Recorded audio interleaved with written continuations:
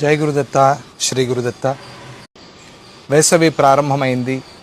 విపరీతమైన ఎండలు మనం చూస్తూ ఉన్నాం. కాబట్టి అందరూ తప్పనిసరిగా ఇంటి పైన కానీ, ఇంటి దగ్గర, ఇంటి ముందు కానీ, ఎక్కడ అవకాశం ఉంటే అక్కడ, ఎక్కడ అవసరం ఉంటే అక్కడ తప్పనిసరిగా వాటర్ బౌల్ పెట్టండి, నీళ్లు నింపండి. వీలైతే కొద్దిగా తేనె కూడా అందులో కలపండి. పక్షులు, ప్రాణులు వచ్చి ఆ నీళ్లు తాగుతాయి. ఎందుకంటే ఆ పక్షులకి, ప్రాణులకి నీళ్లు లేక చాలా ఇబ్బంది పడుతూ ఉంటాయి. అది మన ధర్మం, మన కర్తవ్యం. అందరూ కూడా తప్పనిసరిగా వాటర్ బౌల్ పెట్టండి, ఆ జలపాత్రలో నీళ్లు కూడా నింపండి.